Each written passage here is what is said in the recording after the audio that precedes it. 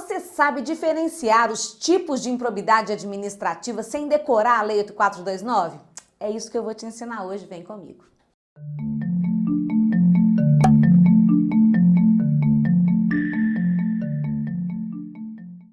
Olá, professora Elisa Faria. A gente tem um tema que eu adoro, que é atos de improbidade administrativa. A Lei 8429 de 92 cai em todas as provas de concurso, não importa se é municipal, estadual, federal. E às vezes a gente se embola porque não sabe diferenciar enriquecimento ilícito, de prejuízo ao erário e de atentado aos princípios, sem precisar decorar a lei toda, tá? E é isso que eu quero conversar com vocês aqui. Bom, antes de passar para essa parte de conhecer os atos de improbidade, eu queria que a gente fizesse uma distinção entre ato de improbidade e ação de improbidade. Professor, isso é muito fácil. A ação de improbidade é o processo que vão mover contra o sujeito improbo, sim. Só que as provas usam muito o termo sujeito passivo, sujeito ativo do ato de improbidade, da ação de improbidade, só para a gente não se confundir aqui então. Quando eu penso no ato de improbidade, ou seja, no ato que a pessoa praticou, lá eu ia falar ato administrativo, no ato que a pessoa praticou, que é de enriquecimento ilícito, ou de prejuízo ao erário, ou de atentado aos princípios, tá? Quem é que pratica o ato? Ou seja, quem que é o autor da façanha quando você pensa no ato de improbidade? Um agente público, sempre, ou esse agente público e mais um terceiro que vai se beneficiar desse ato, ok? Então, o ato de improbidade só pode ser praticado por um agente público. Vamos imaginar o seguinte, um hacker invade o sistema da administração pública e desvia dinheiro público. Houve improbidade administrativa? Não. Esse hacker não é agente público. Ele praticou um crime lá, outro, mas não é chamado de improbidade administrativa. Agora, um hacker, obtendo uma senha com um agente público, consegue lá desviar o dinheiro. Aí eu tenho o agente público improbo e, por extensão, esse hacker que ajudou aí na atividade ilegal, tá bom? Então, ato de improbidade pressupõe que quem pratica, o sujeito ativo, é sempre um agente público e, eventualmente, o agente público mais o beneficiário. E quem é a vítima do ato de improbidade administrativa? Digamos que um agente público invada uma conta lá de um banco público, e desvia o dinheiro do seu Joaquim, que tinha deixado lá todo o FGTS depositadinho na conta dele. Isso não é ato de improbidade. Por quê? Porque para ser ato de improbidade, a vítima é a administração, não pode ser o Joaquim. Então, quando a gente fala quem é o sujeito passivo que sofreu a o ato de improbidade administrativa, nós vamos ter que dizer que é a administração pública. Claro que com aqueles detalhes que a Lei 8429 traz, que é pode ser a administração direta, ou autarquia, ou a fundação, ou empresa pública, né?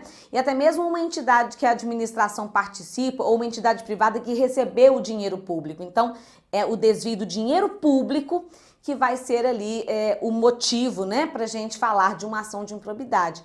Agora, ação de improbidade, então, agora é o processo que a gente vai mover, começa com um processo disciplinar, dali vira um processo judicial. A ação que a gente move contra o agente público improbo. Aqui é que eu quero que vocês fiquem bem atentos. Quando a gente fala de sujeito, vou abreviar, ativo, ok? Da ação de improbidade administrativa, quem é que vai fazer a petição inicial, protocolar lá no judiciário para ressarcir os danos, etc., é a própria administração pública ou o Ministério Público. Então, o sujeito ativo da ação de improbidade ou é a administração pública ou é o Ministério Público, que pode propor esta ação no formato ali de uma ação civil pública específica de improbidade para defender lá o patrimônio da administração, tá certo? E quem que a gente chama de sujeito passivo da ação de improbidade? Quem que a gente vai chamar aqui então de sujeito passivo dessa nossa ação de improbidade. Veja, o sujeito passivo é aquele contra quem eu proponho a ação. Quem vai ser o réu nessa ação de improbidade administrativa? O agente público improbo e, eventualmente, o terceiro que se beneficiou. Então, aqui a gente tem o agente público, ok? E esse terceiro, que a gente chama de terceiro, que se beneficiou ou beneficiário daquele ato de improbidade. Esse terceiro só pode ser uma pessoa física, igual eu brinquei lá, o hacker invadiu o sistema da administração com a ajuda do servidor? Não. Pode ser uma pessoa jurídica. Imagine que esse agente público é o presidente de uma comissão de licitação e ele favoreceu a empresa X numa compra pública. Então, essa empresa responde por ato de improbidade, tá certo? Ótimo. Sabendo já então a distinção entre ato e ação, a maioria das nossas provas cobra os tipos de improbidade administrativa. No texto original da lei, nós tínhamos 3 tipos, artigo 9º, 10 e 11. Atualmente, a gente tem um 10A e eu vou explicar para vocês o que é. Em relação aqui ao artigo 9º, estão os casos de enriquecimento ilícito, ok? Os casos de enriquecimento ilícito. No artigo 10, as situações todas de prejuízo ao erário. A palavra erário aí significa dinheiro público, prejuízo ao erário. E o 11, os casos de atentado aos princípios. Bom, o que foi acrescentado aqui? Quando eu penso num enriquecimento ilícito, num prejuízo ao erário, eu estou imaginando um dinheiro que a administração já contabilizou e aí ele foi desviado, e aí houve ali uma fraude, etc. Mas imagine quanto dinheiro público não se perde quando a administração, ali por meio do seu agente público, concede um incentivo tributário para uma empresa. Fala assim, você não vai ter que pagar imposto, não, vem para cá, instale aqui a sua sede, sua filial, você não vai pagar imposto. Estas concessões podem ser até lícitas, mas se forem ilícitas, vão gerar uma não arrecadação. Isso também é um prejuízo ao erário. Então, criaram um tipo novo que entraria aqui, ó, tá? Seria um tipo 10, letra A, porque o artigo da lei foi acrescentado, você não pode colocar um outro número nele, então você acrescenta o número com uma letra na frente, então o 10A, e esse 10A vai falar de conceder incentivo, incentivo financeiro ou tributário indevidamente. A diferença vai ser aqui em relação à penalidade aplicável, que a gente vai conhecer agorinha num slide que eu já vou pôr para vocês. Bom, outra coisa importante de saber, é possível que alguém pratique, ao mesmo tempo, atentado aos princípios, prejuízo ao erário e enriquecimento ilícito? Não. E é isso que a gente erra em prova. A gente acha que qualquer ato de improbidade administrativa, é óbvio, atenta contra os princípios da administração. Eu posso até falar, todo ato de improbidade fere os princípios constitucionais, correto. Mas se eu disser é um tipo de improbidade que é classificado como atentado aos princípios, não. Por exemplo, receber indevidamente um dinheiro público é um ato de improbidade classificado como leve, que é esse aqui? Não. Moderado, que é esse aqui? Não, é esse aqui. Então, ele é classificado como grave. Então, a primeira coisa a saber é que sua prova descreveu um tipo de improbidade administrativa, ela nunca será 3 coisas ao mesmo tempo, ou 2, ela só pode ser uma delas. Ou a mais leve, que de leve não tem nada, ou essa moderada, ou essa aqui, que é considerada mais grave, tá correto? Bom, então o que nós vamos ver agora num slide que vai aparecer aqui na tela para vocês? Aliás, vamos colocar... espera aí, vou te explicar primeiro.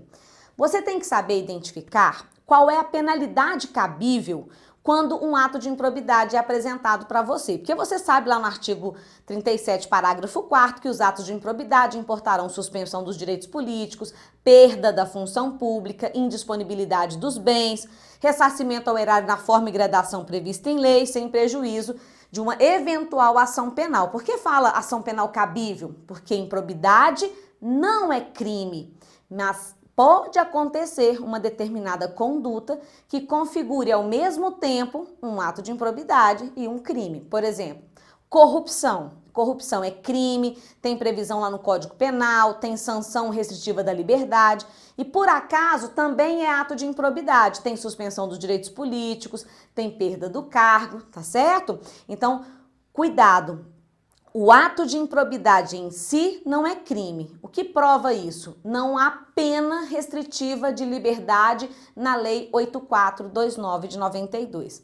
Aliás, existe mas não é pela prática do ato de improbidade. Dá uma chegadinha lá no seu artigo 19 da 8429 e você vai ver que imputar falsamente a alguém um ato de improbidade gera uma detenção de 6 meses a 10 meses, tá? Então, se você acusa alguém falsamente, não vai ser você, claro, mas se uma pessoa acusa a outra falsamente de ato de improbidade, esta acusação falsa é um crime, naquela linha lá de calúnia, por exemplo, tá certo? Então, o único crime previsto na lei de improbidade não é praticar a improbidade, e sim denunciar alguém falsamente, correto? Bom, pega agora comigo aqui, e a gente está vendo aqui do meu lado a tabela com os atos de improbidade, prejuízo ao erário, enriquecimento, atentado, tá certo? E a gradação devida. Então, nós temos, para começar, a suspensão dos direitos políticos. A suspensão dos direitos políticos sempre cabe nas suas mãos. Então, você começa com 3 a 5 anos, no caso de atentado aos princípios, 5 mais 3, 5 a 8 no caso de prejuízo ao erário e já está com 8 a 10 no caso de enriquecimento ilícito.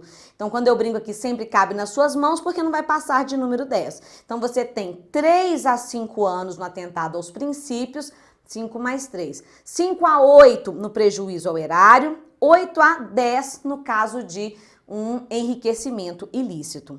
Em relação à multa civil, o que é essa multa civil? Além da pessoa ter que ressarcir os cofres públicos, ela pode ser obrigada a pagar uma multa. E a gente vai começar da multa mais alta, que é do caso do enriquecimento ilícito. Ela é de até 3 vezes o acréscimo patrimonial indevido. Eu vou baixar porque no prejuízo é menos, até 2 vezes, agora o dano patrimonial. 3 vezes o acréscimo indevido, porque houve enriquecimento, e no outro caso, 2 vezes o dano patrimonial. Ô, prof, mas aqui tá falando que no caso de atentado aos princípios é 100 vezes. 100 vezes a remuneração do agente. Então, esse valor não é maior do que 2 vezes o dano e 3 vezes o acréscimo, tá? É porque, de repente, o agente recebe um salário mínimo. Então, até 100 vezes a remuneração é um valor menor do que 2 vezes o dano ou 3 vezes o acréscimo patrimonial, tá bom? Agora, com relação aí a proibição de contratar com a administração pública. Nós vamos ter o menor valor, que é 3, o do meio, que é 5, e o maior, que é 10. Então, se alguém, contrata com a administração pública e é condenado por improbidade, se foi atentado aos princípios, 3 anos sem poder contratar com o poder público, 5 anos se foi prejuízo ao erário e 10 anos no caso de enriquecimento ilícito, correto? Bom, outra coisa que você também vai ter que saber aqui para a sua prova de improbidade. Até volta, vem comigo aqui rapidinho, sai aí do slide, vem aqui comigo. É o seguinte, quando ocorre enriquecimento ilícito, necessariamente tem que ter ocorrido uma conduta dolosa. O artigo 9º pressupõe que haja uma conduta dolosa. Afinal, como é que você se enriquece ilicitamente sem ter tido a intenção de, E no atentado aos princípios, também é obrigatório a configuração da conduta dolosa. Fulano deixou de prestar contas. Ora, isso não é um atentado aos princípios a ponto de chamar aqui de improbidade administrativa, mas deixar de propósito, indevidamente, sim. Então tem que haver o dolo para configurar qualquer um daqueles casos do artigo 11. Agora, em relação ao prejuízo ao erário, é possível que a conduta seja culposa ou que ela seja dolosa. Então, no caso de um presidente lá da comissão de licitação, que fez com que a administração pública adquirisse um bem por preço maior do que o preço de mercado, por pura negligência na realização do procedimento de compras, ele responde por atentado aos princípios, perdão, por prejuízo ao erário, tá bom? Tá.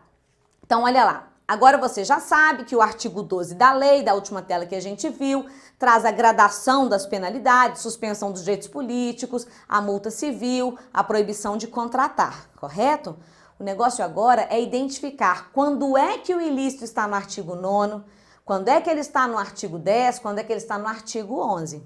E aí você vem agora com essa tela que traz a dica aí, né, o bizu de enriquecimento ilícito. Olha comigo aqui. Quando você pega a lista aqui do artigo 9º, aqui não é a lista, né? Você tem só a dica, mas se você está aí do lado da lei 8429, dê uma olhada, os verbos que iniciam cada um desses atos de improbidade são verbos que trazem a ideia de ter para si mesmo. Os verbos são receber, adquirir, perceber, usar, utilizar. Vejam, o movimento de mão que eu estou fazendo, receber, obter, adquirir. E eles vão se diferenciar da ideia de prejuízo ao erário. Por quê? No prejuízo ao erário, o movimento de mão vai ser diferente. Quando eu brinco com vocês aqui o movimento de mão para facilitar a ilustrar a ideia. Olha a tela agora do prejuízo ao erário. Tá vendo ela aqui? Não é uma ideia de ter para si mesmo, e sim de favorecer. Por isso que os verbos são conceder, doar, permitir, facilitar, para que o outro se enriqueça. Então, a diferença entre enriquecimento ilícito e prejuízo ao erário é que no enriquecimento, os verbos que iniciam o comando lá do artigo 9º falam de para si mesmo, receber, obter, adquirir. E em relação ao artigo 10, nem todos os verbos são ótimos no artigo 10, mas você vai entender a ideia de favorecer, facilitar, conceder, doar, tá? Não se atente à frase toda. Por exemplo, lá no artigo 9º tem receber para si ou para outrem, e para outrem, não fui eu. Esquece o resto da frase. Você só vai se ater ao verbo receber. Receber, fui eu, receber. Então, este é um ato de enriquecimento ilícito, correto? Bom, no artigo de número 10A, que foi acrescentado aí depois, a única distinção é que é um conceder esse incentivo financeiro ou tributário indevidamente e houve, em relação à penalidade do quadro de penalidades, um acréscimo para 3 vezes o dano. Cuidado, no enriquecimento ilícito, 3 vezes o acréscimo indevido. No prejuízo, a base é o dano e ela é 2 vezes o dano no artigo 10 ou 3 vezes o dano no artigo 10A, tá? Bem, e o artigo 11? O artigo 11 vem com verbos neutros. Quando ele fala deixar de prestar contas, não praticar um ato de ofício, deixar de obedecer à lei que estabelece a acessibilidade nos prédios públicos, em todos eles, o ato, você não sabe o que foi. Ah, alguém deixou de prestar contas. O que ele praticou, na verdade? Você não sabe se ele favoreceu alguém, se ele prejudicou, não vai estar claro. Então, esses verbos neutros do artigo 11 é que te levam para o atentado aos princípios. Vai tomar um cuidado apenas com o verbo frustrar, porque ele aparece no artigo 10 e no artigo 11. E aí você vai ver que no artigo 11 é frustrar um concurso público. Você não viu ainda aqui a telinha do artigo 11? Vem aqui comigo. Aqui na tela do artigo 11, então, nós colocamos que o verbo é neutro, tá bem?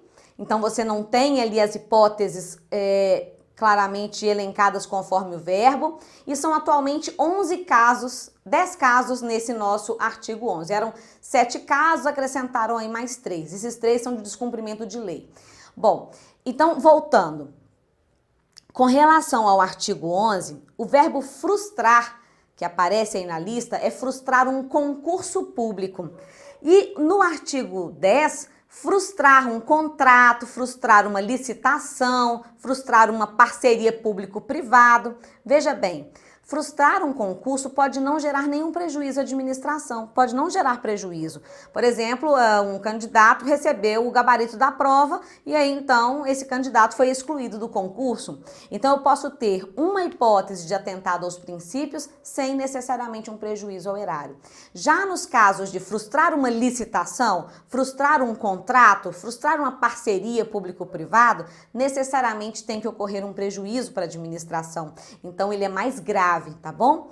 Bem, dê uma olhada, depois que você terminar esse vídeo, no seu artigo 9º, grifa lá o verbo, marca de vermelho aquilo ali, só os verbos todos do artigo 9º, e você já vai saber que, estando aquele verbo na sua prova, você está diante de enriquecimento ilícito. Mesmo se tiver assim, ó, usar um lápis da administração em proveito pessoal. Usar, você vai grifar só o verbo usar, e isso é enriquecimento ilícito, tá?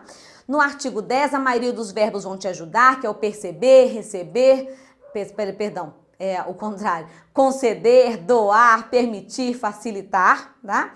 E uns verbos meio estranhos, mas que você lendo ali o texto todo, você vai ver que o agente público favoreceu para que o outro tivesse o benefício. Artigo 11 vale a pena decorar. Por quê? Não é decorar propriamente, mas ler com mais detalhe aqueles 10 casos. Porque ali existem algumas pegadinhas que pegam o texto mesmo do artigo 11. Por exemplo, deixar de prestar contas. É ato de improbidade? Não. Deixar de prestar contas indevidamente é que é. Tá? Então vai fazer falta a leitura do texto, mas é um texto pequenininho, é bem melhor do que você decorar todo o artigo 9º, 10, 10A e 11, basta saber o 11 e você vai muito bem nessa prova, tá certo? A gente se vê numa próxima aula, essa semana ainda tem mais assunto de improbidade, na outra semana tem mais matéria, inclusive eu acho que é responsabilidade civil do Estado, vou estar louca para chegar lá e contar para vocês também novidades dessa matéria, tá bom? Até lá!